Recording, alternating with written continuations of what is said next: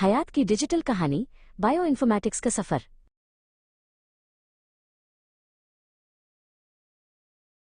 जोया हमेशा से जिंदगी के असरार को समझना चाहती थी, मगर जब उसने पहली बार खाली आंख से एआई के नाने से खाली सेल को देखा तो यूएसएवाई एहसास हुआ कि असली राज तो बहुत गहरा है।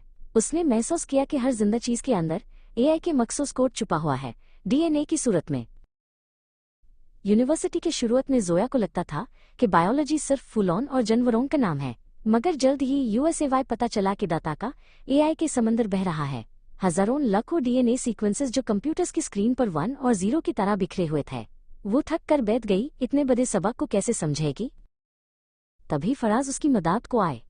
फराज एआई के माहिर बायो इन्फॉर्मेटिक्स थे, जो जानते थे कि इन अदाद और शुमार में जिंदगी का नक्शा कैसे तलाश किया जाता है। उन्होंने जोया को बताया कि कंप्यूटर सिर्फ हिसाब किताब के लिए नहीं, बल्कि जिंदगी की ज़बान समझने का एआई के आला है। फराज ने समझाया, बायो इन्फॉर्मेटिक्स दरअसल बायोलॉजी, मैथमेटिक्स और कंप्यूटर साइंस का एआई के हसीन इम्तिजाज है। उन्होंने एआई के गेनोमिक डेटाबेस की मिसाल दी, जो बिल्कुल एआई के अजीम डिजिटल लाइब्रेरी की तरह है, जहां पूरी दुनिया की मखलूकत का दस्ती नुस्खा मैन्यूस्क्रिप्ट महफूज है। सबसे पहला कदम था सीक्वेंस अलाइनमेंट।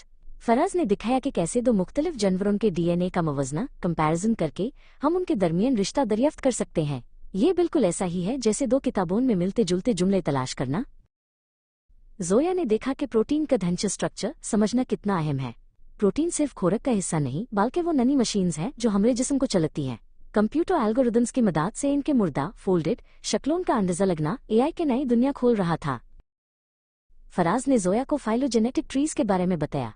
ये शजराए नस्ब की तरह होते हैं जो बताते हैं कि परिंदे, मछलियां और इंसान हजारों साल पहले कहाँ एआई के दूसरे से मिलते थे।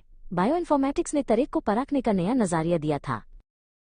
लेकिन क्या ये सब सिर्फ कंप्यूटर पर ही होता है? जोया ने पूछा। फराज ने मुस्कुराते हुए कहा कि इन एल्गोरिदम्स की असली ताकत दवाइयों, मेडिसिन की तैयारी में है। हमारी मखसूस बीमारियों के लिए मखसूस इलाज दरियाफ्त करना अब कंप्यूटर की मदद से मुमकिन हो रहा है।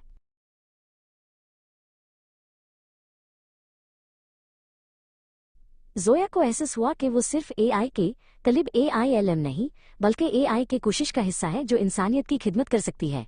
बायो इन्फॉर्मेटिक्स ने यूएसएवाई बताया कि एआई के छोटा ऐसे कोड बदलने से किसी की जिंदगी बचाई जा सकती है। उसका इरादा अब और भी पुख्ता हो चुका था।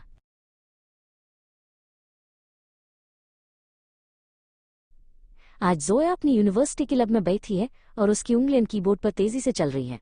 वो अब सिर्फ बायोलॉजी नहीं पढ़ रही, बल्कि वो जिंदगी की ज़बान लिख रही है।